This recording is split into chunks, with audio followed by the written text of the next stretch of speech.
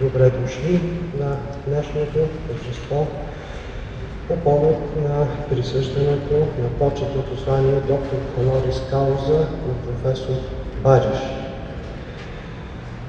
Професор Бариш е роден през 1936 година в Аулата, Небраска, Съединени щати.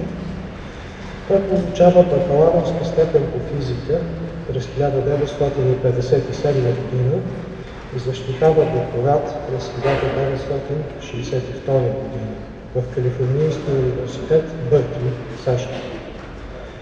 Започва своята кариера като научен сътрудник в Бари 1962-1963 година и след това е изследовател в Калифорнийския технологичен институт Факултет, където преминава и по-нататъчната му кариера. През 2005 година е избран за почетен професор на същия университет. В научен план професор Бариш започва кариерата си в областта на физиката на високите енергии. Работи по експерименти с линейния ускорител в Станфорд и през 1980 година се включва в търсенето на магнитните монополи, хипотетичната елементарна частица, която представлява изолиран магнит с един полюс. Професор Бариш ръководи екип за проектиране на експеримент за свръхпроводящ суперколайдер, гигантски ускорител на елементарни частици в Тексас, САЩ, но през 1993 година Конгресът на Съединените щати спира този проект. И веднага след това, от 1994 година, професор Бариш става главен изследовател на проекта LIGO – Laser Interferometer Gravitational Wave Observatory. В периода 1992-1993 година Националният фонд за научни изследвания на Съединените щати изразява съмнения относно неговата осъществимост и относно управленската му структура.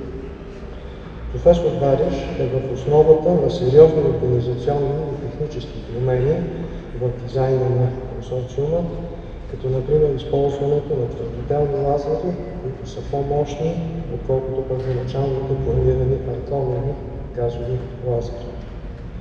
По проекта LIGO в тясно сътрудничество работят Калифорнийския технологичен институт и Масачузетския технологичен университет. В процеса на работа професор Бариш разбира, че за постигането на целите на проекта е необходим постоянен персонал, специалисти в много различни области на науката и технологиите, както и широко международно сътрудничество. През 1997 година от негово ръководство се създава LIGO научно сътрудничество. Екип от стотици учени от цял свят и през същата година професор Бариш е избран за директор на проекта.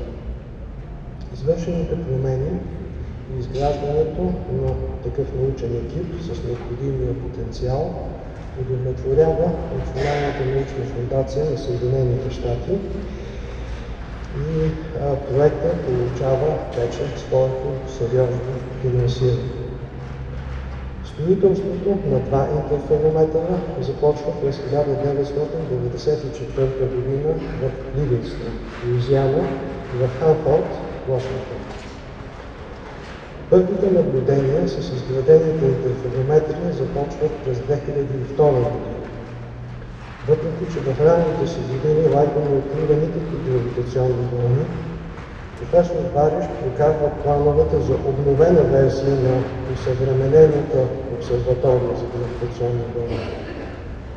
През 2004 година новият проект отново е одобрен от Националния фонд за научни изследвания в САЩ и през 2014 е извършено неговото изграждане. На 14 септември 2015 година, благодарение на своята безпрецедентна чувствителност, Advanced LIGO за пръв път регистрира гравитационни вълни, генерирани от сливането на двойка черни дупки, които се намират на 1,3 милиарда светлинни години от нас. На основание на казаното, по предложение на катедра квантова електроника, подкрепено от факултетния съвет на Физически факултет, Академичният съвет на Софийския университет св. Климент Охридски удостои професор Бари Бариш с почетното звание доктор хонорис кауза.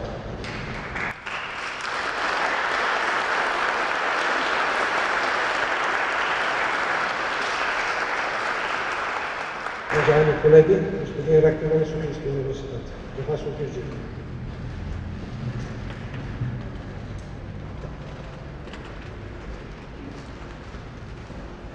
Висше училище Василяци, наречено е именем присноблажена учителя българского Климента Охридского, увядал да секундовство физическое учение, ежи съвършила е професор Бариш, Калифорнийския технологичен института, държавата призна и новата съчувствие оглашаете его да само почетна доктора Висше училище Климента Охридски. Възрядци, месец декември, втора е на десември, лято 7 присъстване и 50 и 97 от сътворение мир. Университет си дарано се лицензис, номине санкти Климент Охридски, ексентенция факултатис scientiarum physicum, virum eminentissimo ad reverendissimo, професорен, докторен Бари Бариш, докторен хонорис кауза scientiarum physicum, universitatis licensis nominavit ad declarat. In ius perei idem, hoc diploma sigillum maiorem universitatis Aulata et consuetis subscriptionibus unitum eit annum curavit. Datum service, 3 Decembris, anno Domini 2010.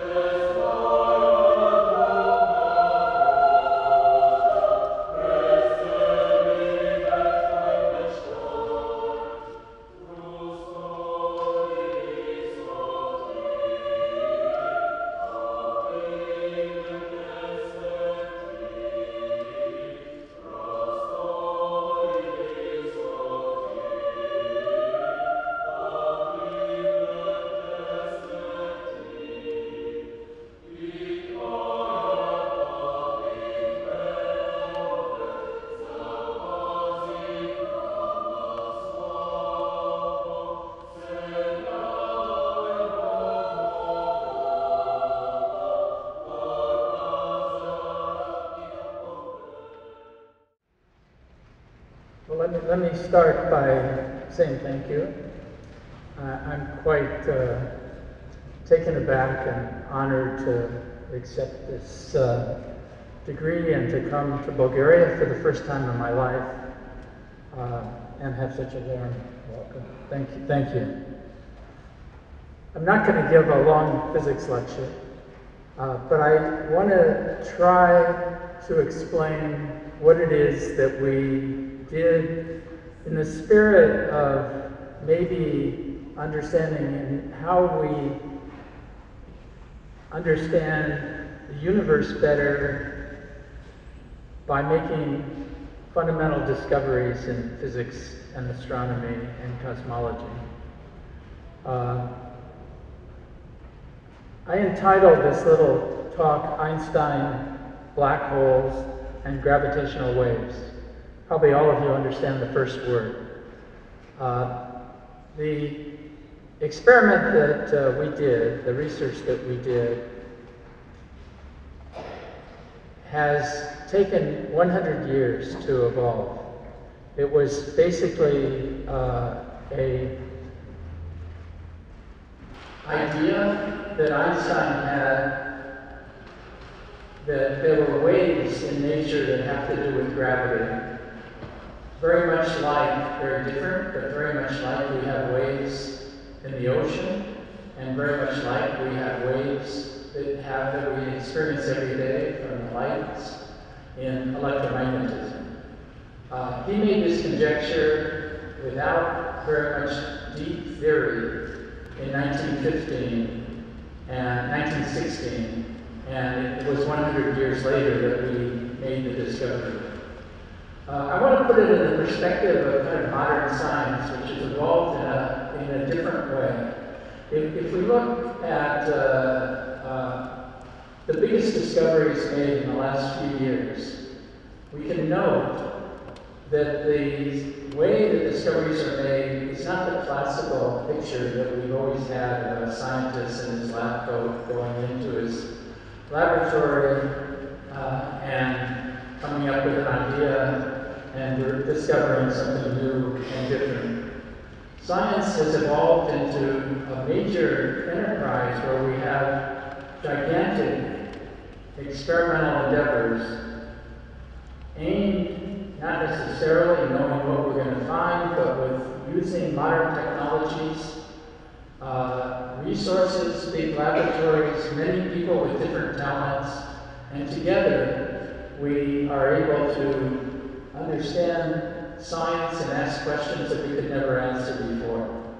I point out that just in the last few years, if one looks at the Nobel Prizes in physics, in 2013, so only 5 years ago, this discovery that was given the Nobel Prize was the discovery of the particle that's responsible for mass in nature.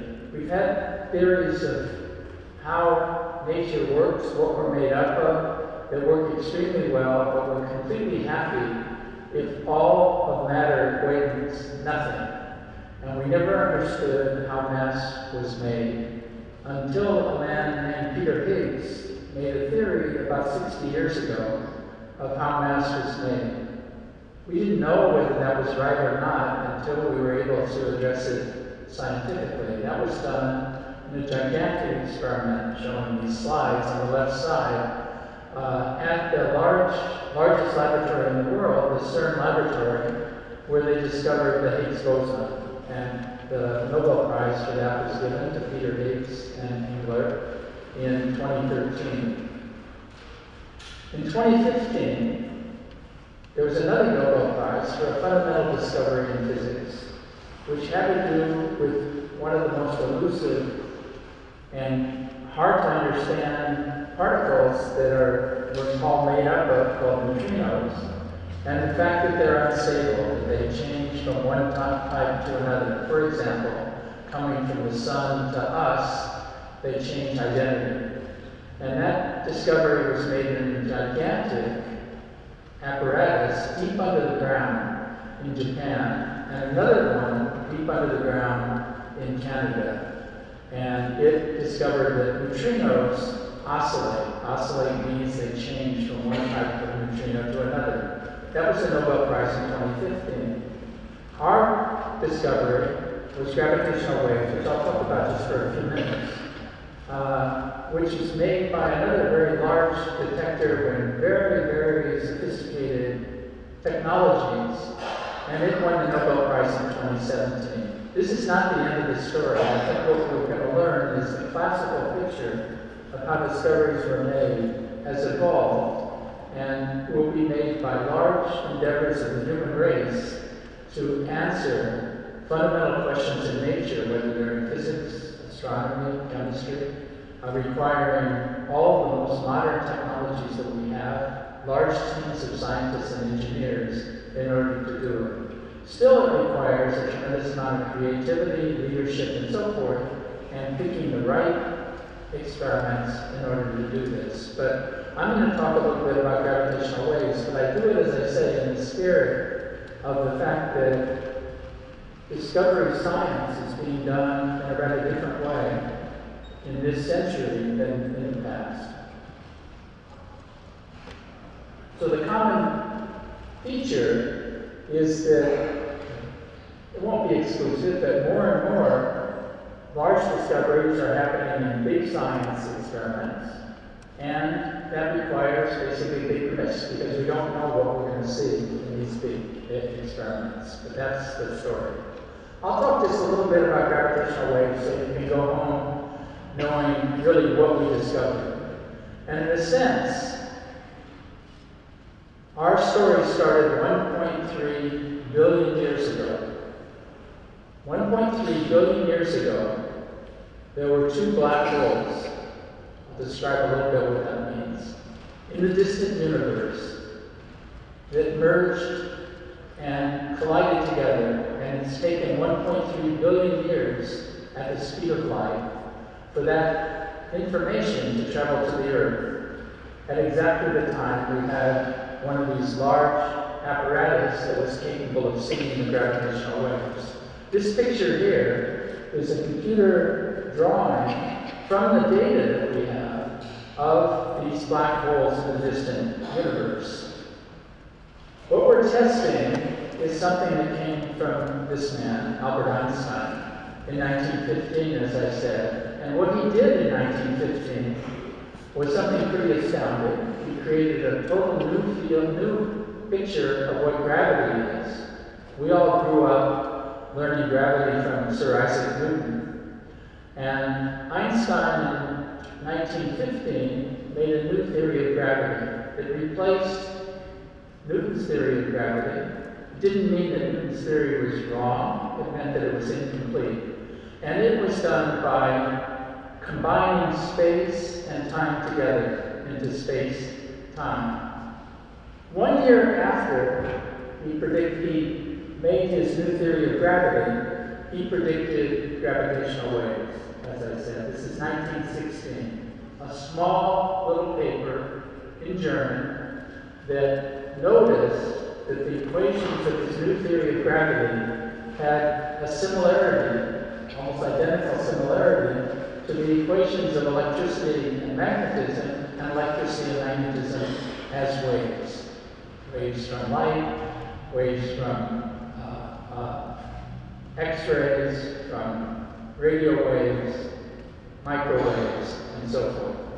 And because he was Einstein, and he noticed that in electricity and magnetism there are waves, and the equations that he had for gravity had similarities, he made the leap that there must be waves in gravity also. So he predicted gravitational waves. It's taken 100 years to see them because we need to develop the kind of technologies that I talked about earlier, and because the effect is really quite small. In fact, Einstein believed that they could never be detected because, not that he was wrong, but because he couldn't envision the kind of modern technologies like lasers and optics and so forth that we have available today that he couldn't even dream about in 1915. So let me just say a few words. What is a black hole? We all read about black holes in the newspaper or a scientific publication. A black hole is easy to describe kind of technically without mathematics. It's a region of space where gravity is so strong that nothing can escape. So you have to imagine that it can be something that at least mathematically nothing can escape. In Einstein's theory, even light bends due to gravity. And in this case, the light bends and can't escape either. So nothing can escape from a black hole. And the theory put forward by somebody named Schwarzschild, also in 1916-15. And that's a black hole. They actually are physical. A black hole happens physically, so that's a mathematical or a descriptive picture of a black hole. But it can happen by something that happens physically and will even happen to our own sun. And that is a star burns, keeps us warm, emits light, and makes it light in this room by a process called nuclear fusion. And as nuclear fusion burns in the sun, or in the stars, it burns up the fuel that makes the light and energy in the star. As it burns up first the lighter elements, and then the heavier elements, eventually it has no more fuel to burn, and gravity is trying to pull all the nuclear elements in, and the star collapses. Reading about that in the newspaper, that's called a supernova.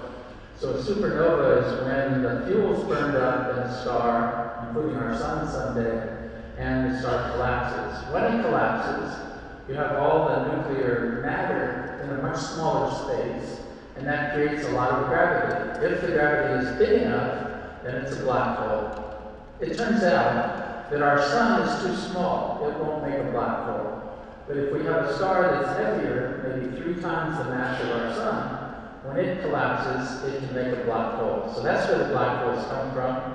That's what they are. And it was discovered by us, maybe not surprising, but it wasn't known before, that the black holes can come in pairs going around each other, just like, maybe not surprising, the moon goes around the Earth, or the Earth goes around the sun. So what we saw is in this picture here. You may not be able to see it very well, but let me describe it.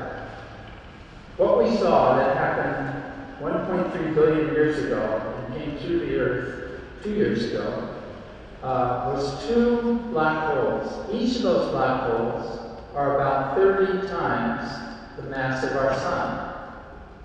That's 10 million times the mass of the Earth. They collapse somehow from a star, and they fill up a space that's probably not very much bigger than the city of Sofia. So each of these black holes I'm showing here on a map of Bulgaria are only the size of the city of Sofia. And the 2 are separated when we saw them by about the distance from Sofia to Bucharest, maybe even a little less than that. And so you have to imagine, it's almost hard to believe, that there's 2 objects, each of them 10 million times the mass of our Earth, combined into this very small space, going around each other, as close together as the distance from Sofia to Bucharest, at about half the speed of light. That's what we detected, and that's what we see in our apparatus. This is a film of the data that we took that saw this happen. So these 2 objects are going around each other, and as they go around each other, they emit radiation. That radiation is what's called gravitational waves, and eventually they merge into each other and make one object. This is not a computer animation.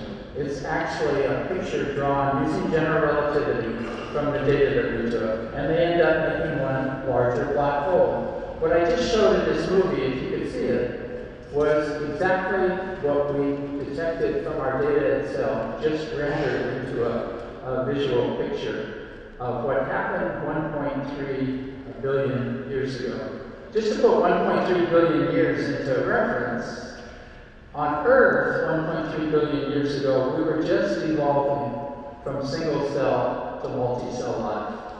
So that's when this really happened, and then it came to us on the Earth. As they came together, and this is a computer animation, it radiated away energy in the form of gravitational radiation. That traveled for 1.3 billion years toward the Earth. You've probably read that in Einstein's theory there's warpage of space-time, the word warpage. What this gravitational wave does when it comes to the Earth is it warps the space around it. I exaggerated in this picture, and in the picture you'll see the Earth changes shape somewhat as the gravitational wave comes through, and that's essentially what we were trying to measure. We can't measure it on Earth because the Earth is moving around anyway, and we do it in an instrument that is a little like the big complicated instruments I described at the beginning. It's an instrument called an interferometer. The picture that I show here is the picture of our instrument in the state of Washington. In the US, we have 2 of them, one in the state of Washington and one in Louisiana. And this instrument is essentially able to see the Earth around the the space around it was warped during the small amount of time, 0.2 of 1 second, that this gravitational wave, which had been traveling for 1.3 billion years, passed through the Earth. So this is the signal, which I won't describe in detail, but just to say that the amount of, that's a trace, it's the data itself as we saw it on the morning of September 14, 2015. And the first thing to notice is there's 2 traces, one on the left, one on the right. They look pretty much alike, but they're taken in 2 different instruments, one in Louisiana, one in Hanford, Washington, that are 3,000 kilometers apart. So we saw the same signal in 2 different instruments that far apart. And if we compare it with Einstein's formulation, you'll see in the second picture a wavy line that looks very much like what we saw. We then have spent a lot of time, energy, calculations, data analysis to understand how well it fits that picture, and it fits that picture beautifully. So I've drawn Einstein's lines through the data on this picture, and you can't see the white lines from Einstein's very clearly unless you look carefully, and that's because the data looks so much like Einstein's line. The line is shown going through there. So this made a very convincing story, and this was our discovery of gravitational waves. I just want to say one more thing, and then I'll have done enough. This is the beginning of much more that will be done by gravitational waves. So the first problem was discovering that gravitational waves do indeed exist, and that we saw them, and that's what we were awarded the Nobel Prize for. It's actually the beginning of a whole new science. It'll take hundreds of years to develop fully. But already, since the award of the Nobel Prize, we made a second discovery. And I'm just going to show it quickly here so you can see that this is the beginning of not just saying there's a new science, but there is a new science. We detected, I'm not going to describe the picture, I'll say it in words, we detected a very different kind of merger. Instead of 2 black holes merging together, we saw the merger of what happens when you don't make black holes in the collapse of a star, what is called neutron stars, merging together. Black holes, as I said at the beginning, don't give any other radiation, so they can't be seen by telescopes. But the collapse of a star that doesn't give a black hole gives nuclear matter that does give signals that can be seen, photons, gamma rays, and so forth. And we saw the merger of 2 neutron stars, which was also observed 2 seconds later, which is shown in this picture here, by a satellite experiment which saw the gamma rays from the same direction in the sky. That sounds all very technical, but that enabled, for the very first time, to be able to see not just gravitational waves from some astronomical effect, but all the tools that we have in astronomy can be used as well. Having seen these gamma rays, we announced this to the astronomical community. There's something like 4,000 astronomical instruments in the world. More than half of them pointed at this place in the sky and took data on the place in the sky. I won't describe this, but we use a word. We say now that we can do astronomy as multi-messenger astronomy, meaning the messengers are not just photons or electromagnetic radiation, but gravitational waves and maybe even neutrinos. And so this first picture of what happens when a neutron star merges has been studied in detail over the last year or so. I'll show just one result because I think all of you can relate to it. And that is that we've had a puzzle in physics for years. And that puzzle is in the Earth. We all know that we have mines where we go and dig and find heavy elements. The ones that we like the most are, for example, gold or platinum, for example, which is in the ring. Where did they come from, and how did they get in the Earth when the Earth was formed? This has been a puzzle that we couldn't describe as physicists. Physicists always dream up answers, but we didn't describe where the heavy elements in the Earth came from when the Earth was formed. Most of the universe is made out of hydrogen and helium, so that's not heavy elements. When a star burns up its fuel and collapses by the nuclear fusion process, it makes heavier elements, but when I said it burns up its fuel, it burns up all the elements up to about iron. Periodic table goes well beyond iron. We know that there are elements beyond iron. We can make them in our laboratory. And so we have the periodic table that everybody's seen. But platinum and gold, as my example, are, how did they get there? They were not made by the normal matter in space. They were not made by the collapse of stars. So we as physicists have blamed it on a process that was hypothesized in stars, that when they actually burn up their fuel, there's a process that accelerates the making of new particles. It was never a very satisfactory answer, but it's all we have. Now, we've discovered that there are neutron stars which merge and make photons and other matter, and it seems quite likely, and people have done calculations, that actually the heavy elements were made not by the neutron star that we observed, but earlier ones, before the Earth was formed, that made heavy matter. It basically is the same way we do in a laboratory. So when you see the periodic table, if you ask yourself or ask somebody how we made these heavy elements that you read about in the newspaper, the heaviest ones were made by using neutrons and bombarding another heavy element. Then you make a heavier one, and you make a new entry in the periodic table. So it could be, and it's likely, that the heaviest elements that we have in nature were actually made by the collision of neutron stars, which was a hypothetical possibility until we saw the first one last year. So this is the beginning of what I believe will be a whole new science. And it's presumptuous, but I'll make the analogy to Galileo. In 1608, Galileo, for the first time, used something other than the human eye, naked human eye, to look at the cosmos. He took lenses that were first made because they were being created to make glasses for eyes at that time, and made a telescope, and he looked at the planet Jupiter.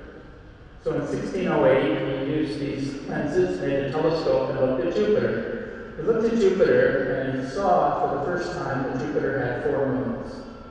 It has actually more than 4, but he saw 4 moons in Jupiter, and that was the beginning of modern astronomy, the birth of modern astronomy. So in 1608, for the first time, other than our eyes, he made a discovery. He discovered that Jupiter has 4 moons. It's now 400 years later, and we all know that what we know about from astronomy, looking at more advanced telescopes than Galileo's and different kinds of telescopes, a huge amount about the universe, about the cosmos, about cosmology, how it all evolved, and so forth, which comes from all the different measurements in different ways. In some sense, we now have a different way to look at the universe, not through electromagnetic interactions, but through gravity. And it'll be surprising, but already is true, that we see a different universe looking at gravity than we do with electromagnetic interactions. And for the first time, we saw black holes merge. And for the first time, we now saw neutron stars. This is the beginning, I believe, of what will be the tools to understand the early universe, the tools to understand much about what we don't see and understand in the universe. And it'll evolve and probably take another 400 years. So you can invite me back 400 years from now, and I can tell you what we found with gravitational waves. This is just the beginning. Thank you.